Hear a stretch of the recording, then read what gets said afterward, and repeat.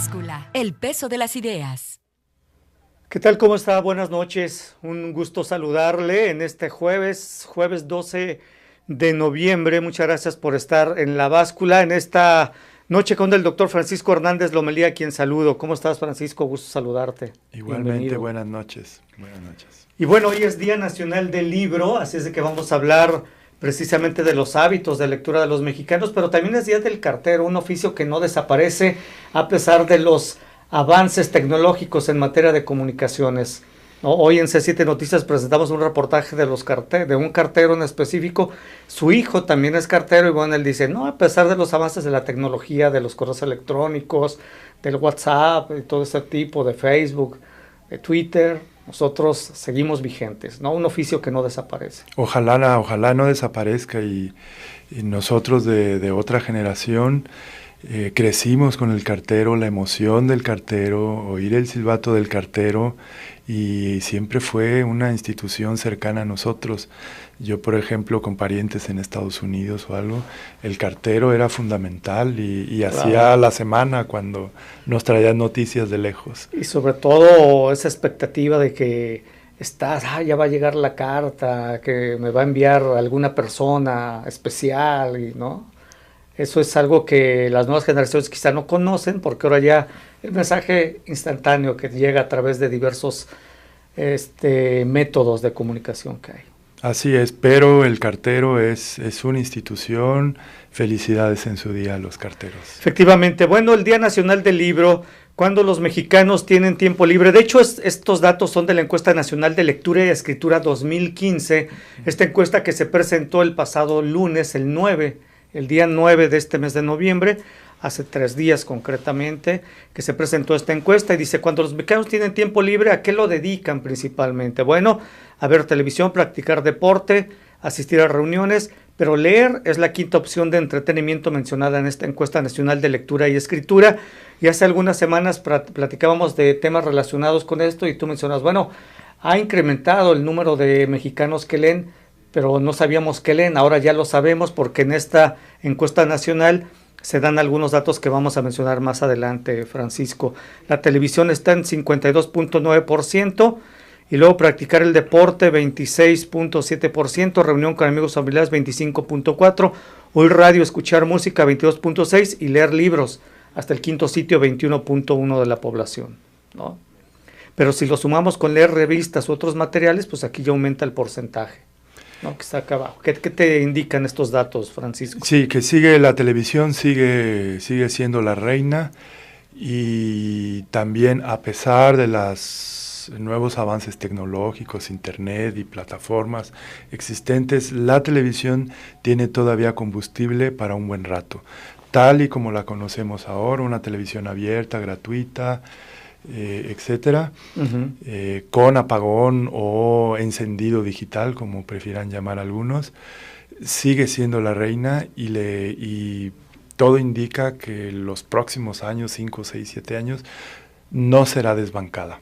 Efectivamente, así es, 53% de los mexicanos ven televisión en sus ratos libres, antes que cualquier otra cosa. Y lo confirma esta encuesta. Efectivamente. Y bueno, en el país se leen 5.3 libros al año en promedio. Con esto se coloca México como la segunda nación en hábitos de lectura, solo por debajo de Chile, que tiene 5.4 libros al año en promedio, 3.5 de libros se leen por gusto y 1.8 por necesidad. Pero hoy está México 5.3, se me hace elevado el promedio, Francisco. A mí también. Y sobre todo ya en comparación con otros países, con América Latina, que es nuestro baremo, ¿no? Nuestro espejo, me parece elevado. Ahora, yo le tengo mucho respeto al INEGI, que fue quien levantó la encuesta, y yo no creo que se haya equivocado el INEGI.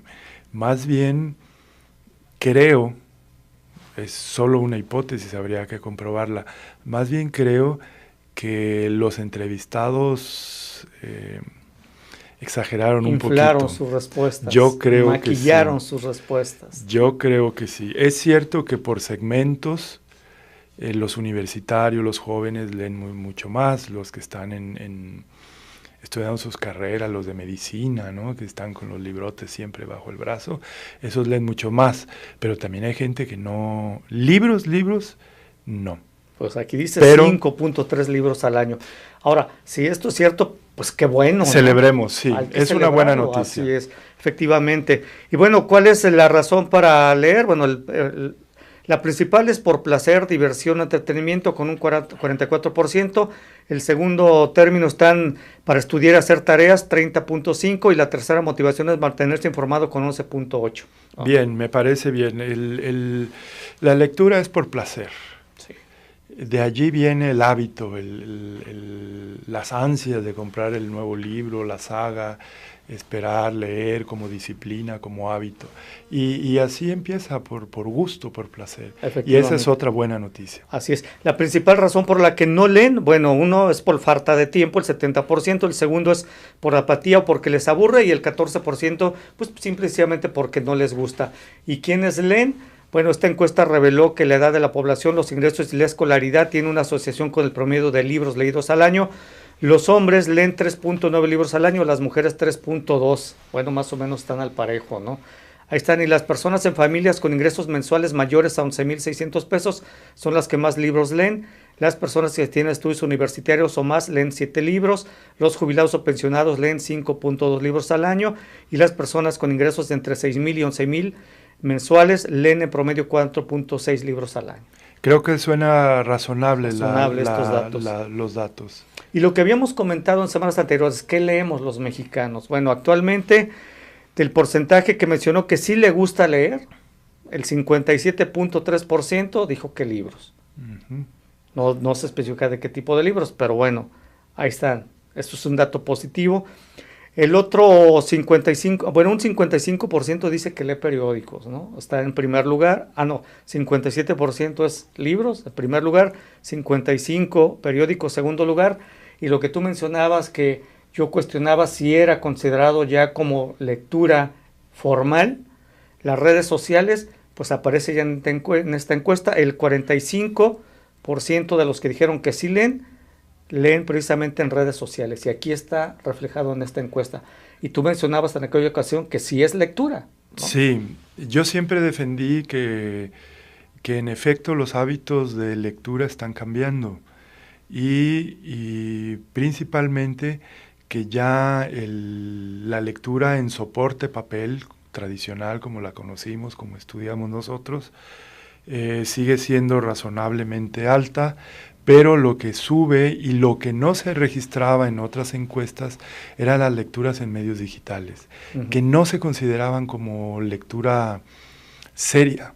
Pero ya vemos ahora en esta encuesta que tuvieron el gran acierto de ya incorporar, ya medir y ya considerar la lectura de redes sociales, cualquiera que sea, como lectura tan formal, legítima como claro, cualquier otro soporte.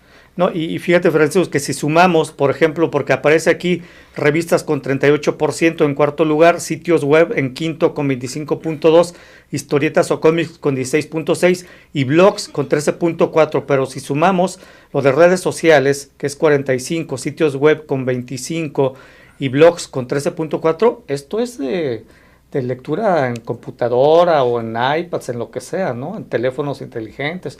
Lo puedes hacer en esto y aquí pues es un porcentaje muy elevado, supera la lectura formal. Sí, yo creo que esa es la gran novedad de esta encuesta, donde esto en las anteriores, insisto, no aparecía. Entonces empezábamos a criticar y decir que los jóvenes ya no leen, que están idiotizados en otras pantallitas o pantallotas, y mucha gente estaba alarmada. Pero lo que pasa es que no se hacían las preguntas correctas. Uh-huh. Ahora que sí se pregunta, ¿qué lees independientemente del papel? Entonces ya vemos, y vemos que los jóvenes, que son principalmente los interactuantes en las redes sociales, en internet, y el correo electrónico que no aparece como tal aquí, pero que leemos muchísimo, uh-huh, creo que es la rutina. Supongo que está en sitios web, ¿no? En el apartado de sitios web es posible, aunque no especifica, pero la rutina normal de trabajo es llegar, encender la computadora, revisar el correo que supone leer, uh-huh, y contestar. Efectivamente.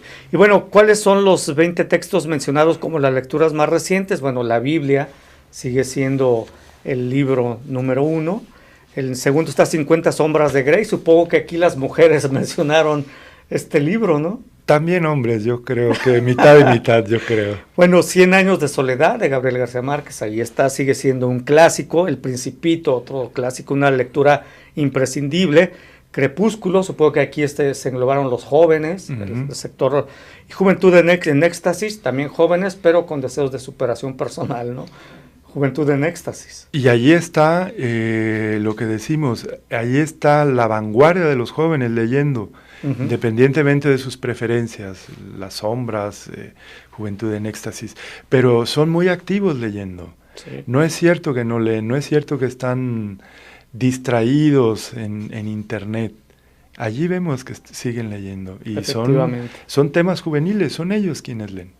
Y bueno, ¿quiénes incentivan a leer? Rápidamente nos vamos a la pausa. Los maestros siguen siendo la figura principal, el 60%, y en segundo término con el 44% están los padres de familia. Padres y maestros siguen siendo factor fundamental para que nos acostumbremos a leer. Bien por ellos. Así es, una pausa, regresamos a La Báscula, jueves de gobernanza con el doctor Francisco Hernández Lomelí.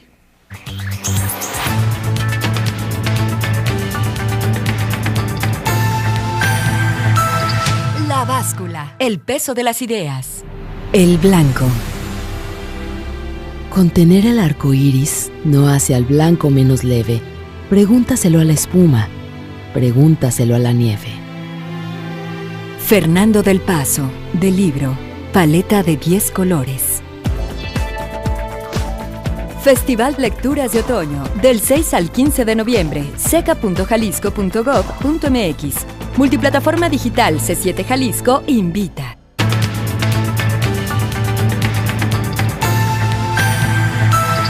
La Báscula, el peso de las ideas.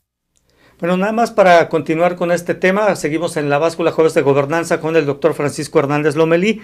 Y bueno, hay una encuesta también del INEGI, hay un apartado especial que señala que los mexicanos gastan más en libros que en alcohol. Esto se me hace también, yo como que tengo mis dudas al respecto. Digo, si es así, pues también hay que celebrarlo, qué bueno, ¿no? ¿Cómo conseguimos los libros cuando leemos? O sea, que ya vimos que está en incremento. Bueno, los compramos el 59%. Libros comprados, regalados el 46%, prestados el 40%, estos prestados ya no vuelven, lo más probable. En bibliotecas o salas de lectura con el 16% y descargados gratuitamente el 11.6%. De esta manera es como leen. Oiga, ¿usted cómo lee cuando está leyendo? ¿Lo compra o qué hace? No, pues la mayoría dice los compra. Sí, y también vemos ya en cómo consigue la lectura, también ya los cambios de esta nueva época. Dice 11% descargados. Así es. Creo que también es acertado que no pregunten si es una descarga ilegal, compró derechos. No, porque ese no es el asunto. Estamos preguntando qué leen, cómo leen y cómo consiguen lo que leen. Así Entonces es muy válida, muy buena la pregunta, y el 11% es muy alto. Si lo comparamos con el porcentaje de lectores que consiguen sus materiales en las bibliotecas, que la biblioteca sigue siendo un poco mayor, 16, pero no mucho más, a pesar de que las bibliotecas tienen toda la vida y las descargas de libros o de materiales de lectura tienen apenas 20 años. Entonces ya vemos estos cambios, estamos leyendo más. Lo que pasa es que esto no se veía, no se registraba y no se preguntaba, por lo tanto no existía. Pero es una lectura muy activa, generalmente hecha por jóvenes. Efectivamente. Y bueno, en la encuesta nacional de lectura del INEGI, el gasto anual que realizaron los hogares para la compra de libros fue de 8,391 millones de pesos, representa el 0.19% de su gasto total. El INEGI destaca que esta cifra es casi el doble del gasto efectuado en bebidas destiladas y licores, que ascendió a 4,698 millones de pesos, ¿no? O sea, el doble se gasta en libros en los hogares. Estoy Pues sorprendido. bueno, hay que celebrarlo, digo, si es cierto, pues también hay que celebrarlo en este Día Nacional del Libro, qué bueno que sea Gratamente sorprendido. Sí, y sin embargo también agrega el INEGI en el comunicado, este gasto similar al efectuado por los hogares en línea blanca, como refrigeradores, estufas y lavadoras, que equivale a 8.694 millones de pesos. O sea, lo que se gasta en alcohol es lo que se gasta también en artículos de línea blanca, dice el INEGI. Bueno, ahí está, el 87% de los hogares mexicanos tiene entre 1 y 30 libros. Qué bueno. Bien.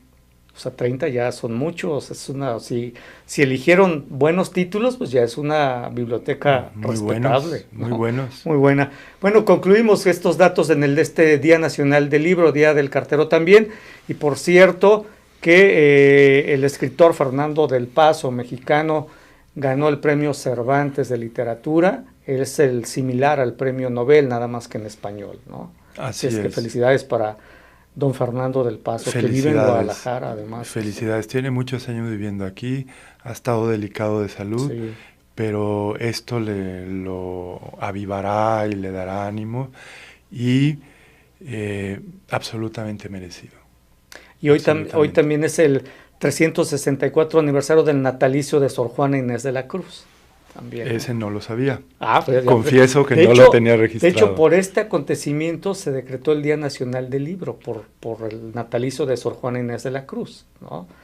Y un famoso escrito de ella, hombres necios que acusáis a la mujer sin razón, porque luego el productor siempre me critica que no leo, ya le estoy demostrando que sí. Muy bien, sigo gratamente sorprendido esta noche.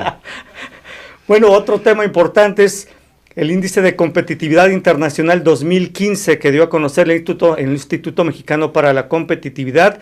Presentó este Índice de Competitividad Internacional 2015, la corrupción en México, transamos y no avanzamos, así se llama este estudio. Y bueno, el IMCO evalúa 43 países, está compuesto por 131 indicadores, categorizados en 10 subíndices. Este es un estudio muy amplio.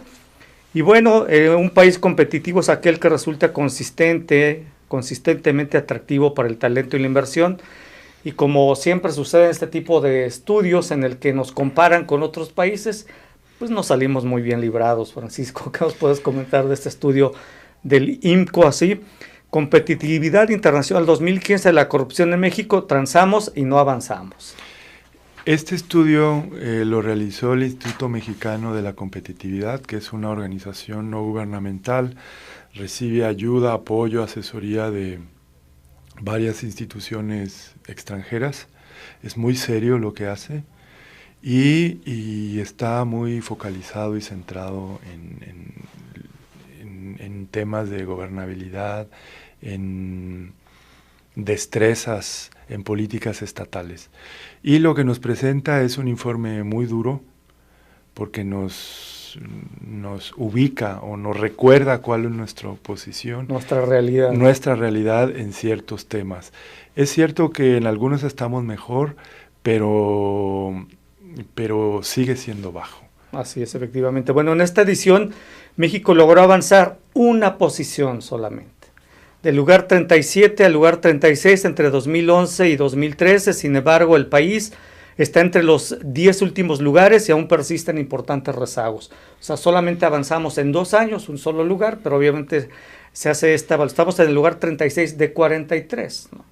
Sí. Casi estamos en el sótano. Es un equivalente más o menos a... Si hubiera descenso, México estuviera como las Chivas a punto de descender. Sí, o lo real, en una Copa del Mundo, ¿en qué lugar quedamos? Pues más o menos es el equivalente, esa escala, esa baja, nunca salimos de la primera ronda, etcétera. Así estamos, es un equivalente. Así es, bueno, y de acuerdo con la posición obtenida y con respecto a los resultados de 2011, 6 de los 10 subíndices que conforman este índice general mejoraron en 2013, 1 se mantuvo y 3 retrocedieron en lugares. Y bueno, ahí tienes el subíndice, Francisco, aquí está, te lo imprimí a color, Francisco, ahí lo tienes. Sí, aquí lo tengo, este es el mío, sí. Bueno, voy comentando, por ejemplo, en materia de derecho, México se mantuvo igual del 2011 al 2013, el mejor país en este rubro es Finlandia, México está en el lugar 40 de 43 y se mantuvo en la misma posición, ¿no? En medio ambiente, México bajó un escalón del 34 al 35, el mejor país en este rubro es Noruega y ahí México está en el lugar 35 de 43. En sociedad, México bajó 2 lugares, está en el lugar 37 de 43, bajó del 35 al 37, el mejor es Irlanda en este rubro en sociedad. En el sistema político, el mejor es Noruega también, y México aquí aumentó, subió un escaloncito, del 36 al 35 en el sistema político, algo es algo aquí diría. Sí, y según ya el informe detallado, subimos ese escaloncito por lo que nos calificaron mejor fue la alta participación en las elecciones. Uh-huh. Es decir, eso habla de una movilización de la sociedad que quiere expresarse, que hay las condiciones para hacerlo, y nos premiaron con este pequeño escalón. Es muy modesto, pero esperemos que para el siguiente, en este rubro, aumente por lo menos uno, y así vamos de uno en uno. Efectivamente, ayer, por cierto, hubo una conferencia en el Paraninfo Enrique Díaz de León, creo que es director de fortalecimiento para la democracia de la Organización de Estados Americanos, Francisco Guerrero, si mal no recuerdo su nombre. Él también mencionaba que América Latina, en las mediciones que hace la OEA, pues obviamente hay aumento en materia de democracia, y se refirió a la enorme participación en el pasado proceso electoral de los mexicanos. Sin embargo, pese a los avances en materia de democracia que hay en América Latina, la gente no confía en su democracia, y esa es la gran paradoja. Participa mucho, pero al mismo tiempo no confía en su democracia. Es cierto. Lo comentamos también en alguno de los programas pasados, que es la gran paradoja latinoamericana, pero también tiene mucho que ver más con el desprestigio de los partidos, y entonces ese desprestigio es como la bolsa, una mala empresa fuerte que arrastra a las demás, ¿no? Uh-huh. Entonces, ante el desprestigio de los partidos, desafortunadamente arrastra a la baja las instituciones, por ejemplo, los árbitros, uh-huh. Y en esa desesperación de los partidos, que no quieren caer y se quieren aferrar de otras sabiendo que las va a perjudicar, de otras instituciones. Esa es la gran paradoja, en efecto. Efectivamente, en materia de gobierno, pues el mejor es Dinamarca, está en la primera posición. México aquí descendió 3 lugares, de estar en el lugar 24 bajó al 27. Y bueno, pues estos son los primeros 5 subíndices. Vamos a hacer una pausa, Francisco, regresamos para terminar con este estudio de competitividad del Instituto Mexicano de la Competitividad y los siguientes 5 subíndices. Una pausa, regresamos a La Báscula, jueves de gobernanza con Francisco Hernández Lomelí.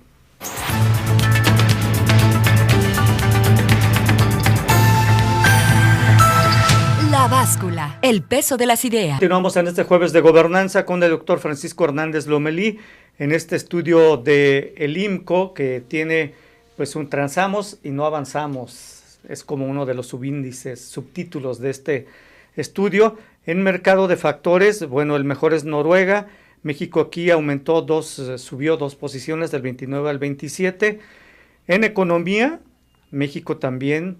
Y el mejor es Suiza, por supuesto, pero aquí México subió 3 escalones, del 29 al 26.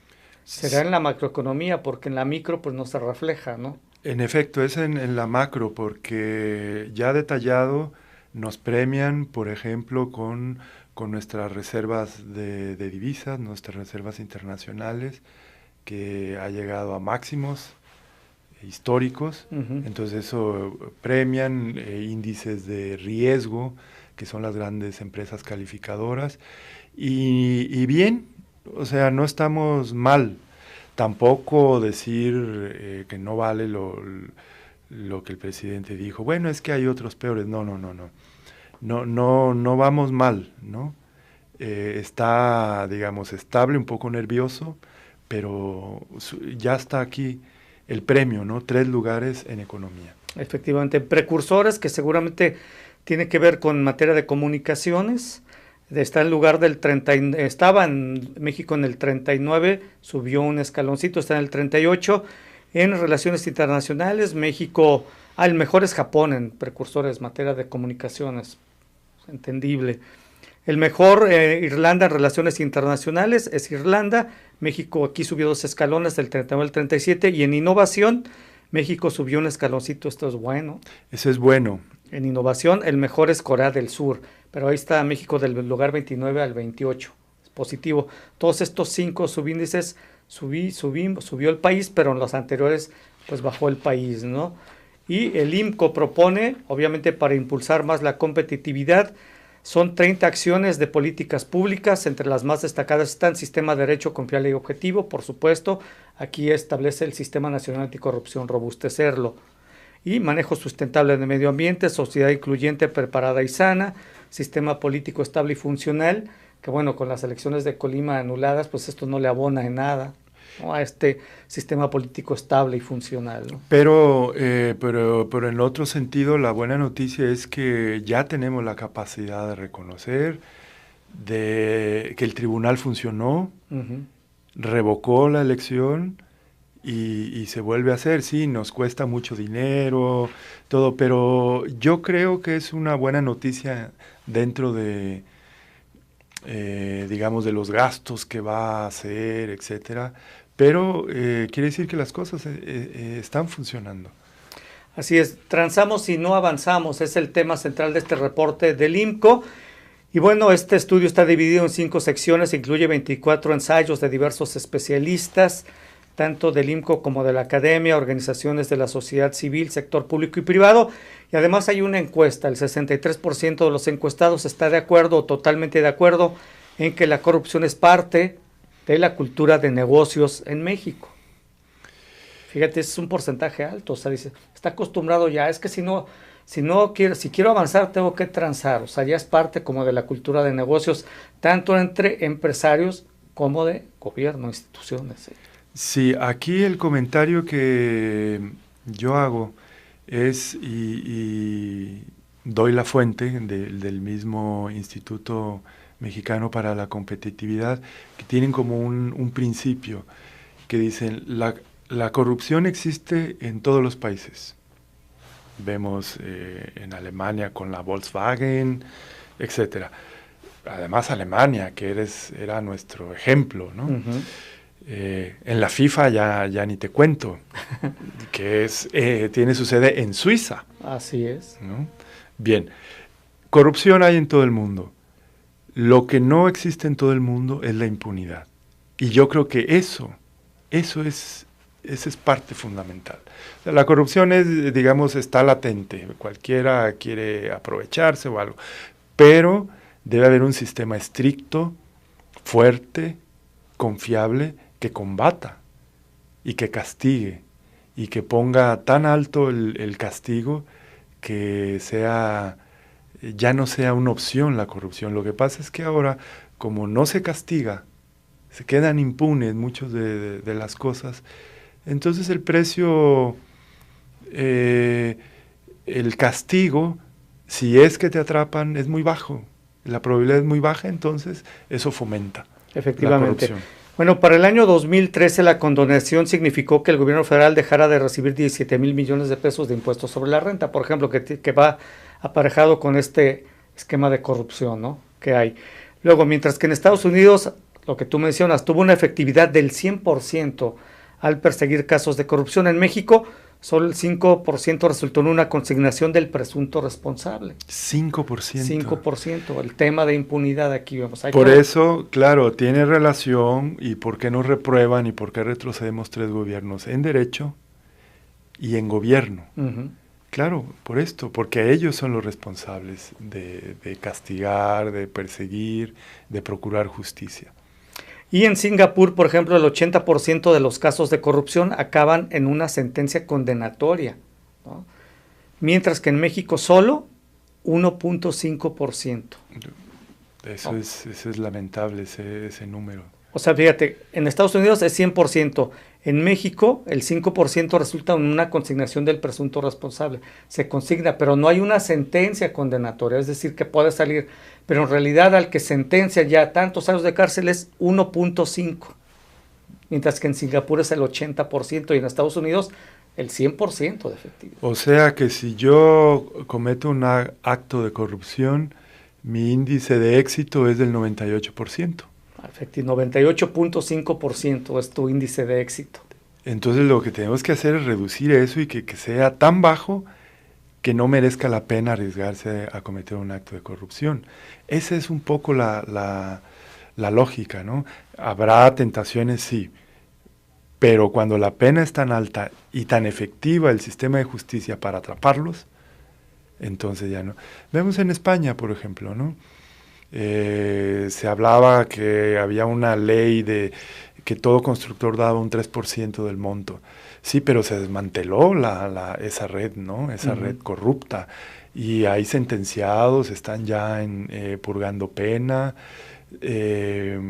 gran escándalo, renuncias, etcétera. Los electores los castigaron al partido que cometió estos ilícitos. De eso se trata, ¿no? De penar. En Guatemala, fíjate que es nuestro vecino, recientemente el presidente fue destituido precisamente por casos de corrupción. Ese es un ejemplo. Y está encarcelado. Sí, empezaron con la vicepresidenta. Con la vicepresidenta primero y luego el presidente y gente de su gabinete. Y entonces ya saben que cualquiera puede caer, entonces ya el precio, la tentación tiene o se tiene que pensar dos veces cualquier acto de corrupción. Así es.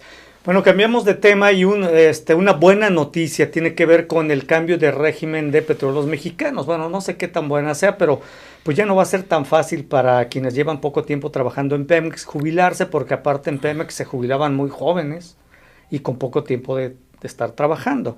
Pemex logró un cambio en su sistema de pensiones, empresas y sindicatos ratificaron este convenio el 9 de noviembre pasado apenas y subió de 55 a 60 años la edad de jubilación de los trabajadores con menos de 15 años en la empresa, ¿no?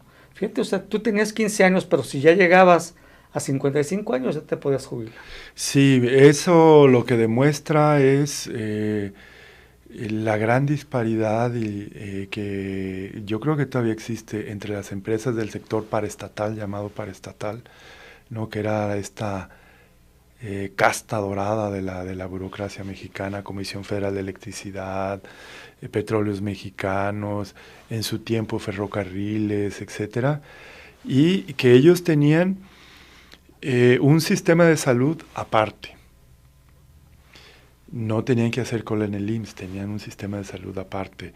Y vemos ahora que la jubilación a los 55 años, eso es, además aparte de ser injusto, digamos, comparado con otros trabajadores, una persona a los 50 años está en plena madurez intelectual, emocional, y vienen sus mejores años para dar a nivel profesional. Entonces se pierde una riqueza enorme. Uh-huh. Aparte que a los 55 años, bueno, y como el índice de vida está aumentando, quiere decir que habría que pagarles todavía la pensión hasta los 75, 80 años más o menos el índice de vida como esté. Entonces ya era desproporcionado, se le pagaba más por jubilación que por el tiempo trabajado, ¿no? Así entonces era una locura, ¿no? Y jubilaciones del 100%, etcétera. Entonces, y además que era muy desproporcionado, no solo en México, a nivel mundial. Estamos viendo que esta crisis de 2008, en los países europeos, Grecia se jubilaban a los 55 años. Y ya vemos una de las que contribuyó, uno de los elementos que contribuyó a la quiebra estatal es el pago de pensiones. Y de hecho los pensionados fueron los principales afectados ahora con la crisis griega. Así es. ¿No? En España y Francia ya se subió, no a los 65, ahora trabajan hasta los 67 y 68 años. Bueno, Pemex ya subió de 55 a 60 años la edad de jubilación de los trabajadores con menos de 15 años en la empresa, y esto con la condición de cumplir con 30 años de servicio. O sea, tú cumples 60 años, oye, me quiero jubilar. Pues no, porque todavía no tienes 30 años de servicio. Espérate a que tengas 30 años y ya veremos, ¿no? Eso es una buena noticia, creo yo, ¿no? Sí, es una buena noticia, aunque se supone que va a aplicarse nada más a los nuevos, a los nuevos, nuevos. a los nuevos trabajadores, claro, Entonces, porque la bueno, ley no puede ser retroactiva. Por algo hay que empezar, ¿no? Y para los trabajadores de nuevo ingreso también que se aplicará un esquema de cuentas individuales con aportaciones tanto de trabajadores como de la empresa para que no todo corresponda por parte de la empresa. Por algo empezamos. Una pausa, regresamos a La Báscula, jueves de gobernanza con el doctor Francisco Hernández Lomelí.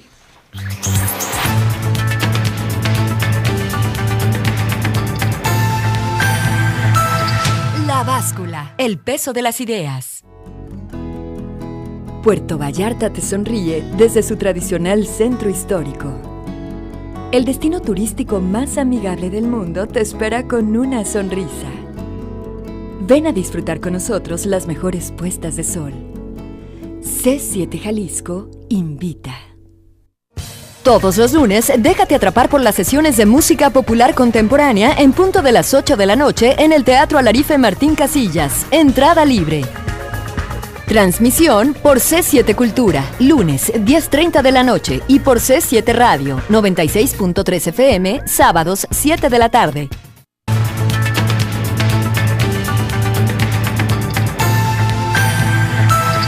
La Báscula, el peso de las ideas.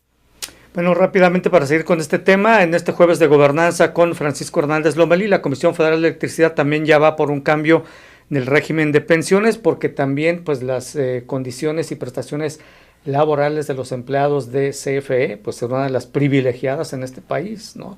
Ellos no pagaban la luz como todo el mundo, y no sé si a los de Pemex creo que hasta les regalaban la gasolina o algo así, ¿no? Había una bonificación, no estoy muy seguro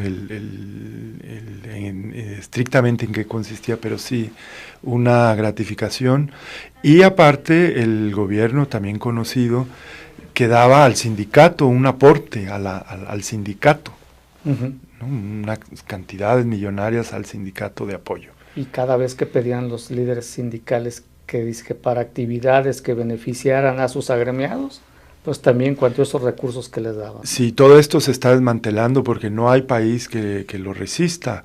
Incluso, insisto, no solo en América Latina. En Francia empezó ya el desmantelamiento de estas excepciones Sistema laborales. En Holanda también están por un esquema de reforma al sistema de pensiones holandés. Sí, y en los casos es subir el número de edad años, edad de jubilación, de años trabajados. Efectivamente, otro tema importante es que la Comisión Nacional para la Evaluación de la Política Social, el Coneval, pues resulta que reprobó los programas de Emilio Choaifuet, quien fue secretario de Educación hasta hace algunos meses, y estos principales programas educativos durante la administración de Choaifuet al frente de la SEP resultaron reprobados precisamente de acuerdo a un informe de desempeño de estos programas que realizó el Consejo Nacional de Evaluación de la Política de Desarrollo Social, el Coneval. Francisco, sobre este tema, ¿qué nos comentas? Sí, hay una falsa idea de muchas instituciones públicas que consiste en pensar que es una cuestión de otorgar un tipo de infraestructura y el problema está resuelto. En el caso concreto son las laptops y demás artefactos electrónicos que regalan a los niños de quinto y sexto año. Me parece muy bien, pero es una medida insuficiente. No termina en el acto de regalar una computadora. ¿Por qué? Porque si el profesor no está capacitado para cómo integrarla en las clases tradicionales, si el alumno, el niño de 5 a 6 años no está capacitado, entonces va a haber no quiero decir un desperdicio, ¿no? Pero el tiempo de adaptación a este nuevo instrumento para sus actividades va a tardar años. Es decir, si la administración no está preparada, si todo el sistema educativo no está preparado para la integración de este nuevo, de la computadora al aula, va a ser un fracaso, y aquí lo estamos viendo, ¿no? El programa fue reprobado. ¿Por qué? Porque ¿qué va a hacer el chico con su computadora? Pues pues va a entrar a jugar. Para jugar nada más. O al Facebook, que no está mal, ¿no? Pero necesitamos más cosas.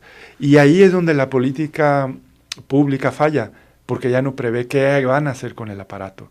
Piensan que automáticamente el niño va a empezar a sacar raíz cuadrada, a bajar un programa de 3D y hacer diseño en tercera dimensión. Pues no, si no hay una dirección, orientación, políticas, guías, un para qué posibilidades. Yo no estoy hablando de un uso estricto, decir, es para esto, no, pero darle la posibilidad de que explote la creatividad natural del niño.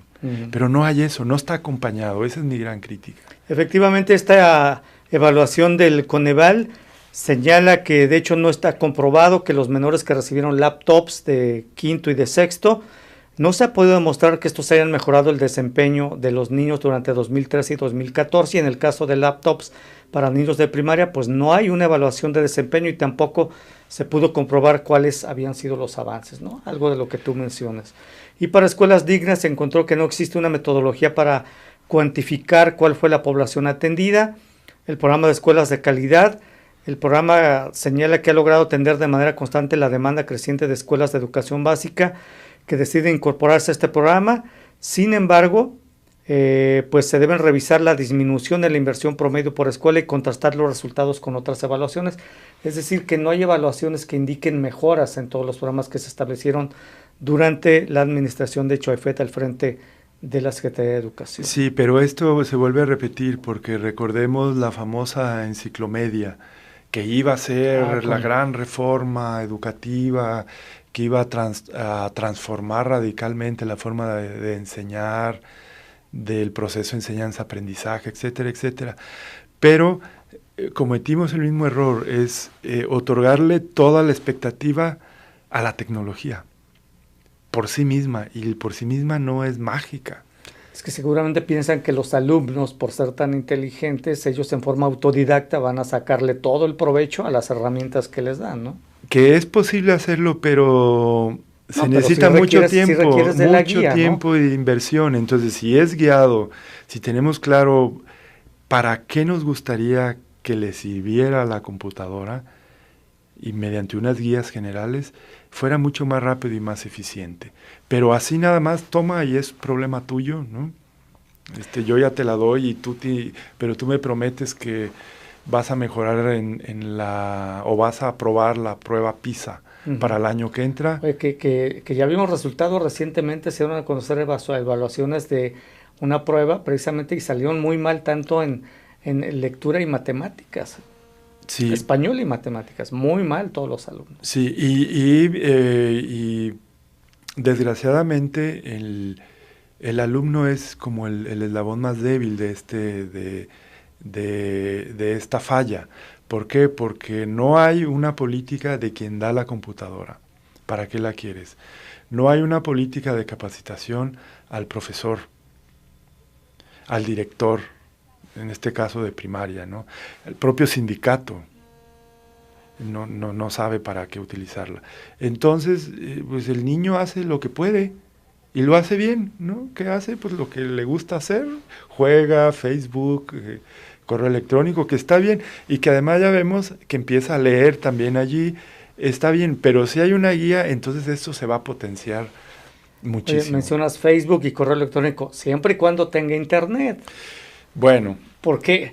Y te menciono esto porque hace algunos días leía en Reforma, creo que precisamente se dieron estas laptops a niños de primaria de comunidades indígenas marginadas, se les entregaron muy bien, pero al día siguiente este mismo periódico le da un seguimiento a esta nota y descubren que en la zona donde viven estos niños no hay internet, no tienen acceso a internet, entonces ¿para qué les va a servir la laptop? Claro, eso a eso me refiero. Si no viene acompañado de toda una infraestructura, por ejemplo, de dotar a lo mejor no todas las casas, porque tardaríamos muchos años en hacerlo si se propusiera, pero las primarias, etcétera, los lugares donde se pueda conectar. Pero ahí tampoco tenemos gran política, ¿no? O al revés, creemos que ya con internet ahí en la escuela, en la plaza, ¿no? O en la plaza ya se va a solucionar el problema. No, hay que enseñarle a para qué sirve, qué puede hacer, cómo puede contribuir al conocimiento, cómo puede tener una mejor relación o comunicación con su familia, con sus parientes que viven en Estados Unidos, etcétera, ¿no? Pero no, se le deja así, te doy la computadora, te doy la bendición, pero eso sí, al año aquí nos vemos y vas a tener que aprobar español y matemáticas, e inglés también. Por supuesto. Y bueno, en el programa de albergues escolares también se encontró el Coneval otra incongruencia normativa, debido a que en la operación interviene la Secretaría de Educación y la Comisión para el Desarrollo de los Pueblos Indígenas, además de que no existió el personal operativo suficiente. Ahí está. El acompañamiento, la guía, falta personal. Y para el caso de Escuelas Dignas es importante que el programa realice un esfuerzo para elaborar una metodología para la cuantificación de las poblaciones objetivo y los logros que se tienen en este programa, ¿no? Otro tema de reprobación para Choaifet. Y en el caso de la infraestructura física educativa, el Coneval explica que no hay manera de saber a qué población han llegado los beneficios. O sea, está bien, pues hay infraestructura física, se construyen escuelas, planteles, pero ¿a quién ha beneficiado? No hay manera de saberlo. No hay manera, y eso tiene que ver con muchas cosas que hemos criticado aquí mismo, de transparencia, de poner al público los proyectos, para qué quieren, para qué sirven, qué quieren lograr, para dónde, y que no nada más sean puntadas ocurrencias de buena fe. Yo pienso que son de buena fe, ¿no? Uh-huh. Pero que no están a la altura de una política pública. Una política pública es más compleja, prevé más cosas, y no nada más regalar o hacer un comedor para una escuela modelo, pero ¿y cómo se va a sostener? Bueno, tú la instalas y cuál es el proceso del gas, quién lo va a pagar, las estufas, las nuevas plazas que se necesitan para la escuela. No, yo no sé, yo nada más pongo allí, eso no es mi departamento. No, tiene que ser todo. Si no, una política integral, si no da nada. Si no, nos van a reprobar. Bueno, llegamos al final de la base escolar en este jueves de gobernanza con el doctor Francisco Hernández Lomelí. Francisco, gracias, buenas noches. Buenas noches. Gracias a usted también, que descanse y muy buenas noches.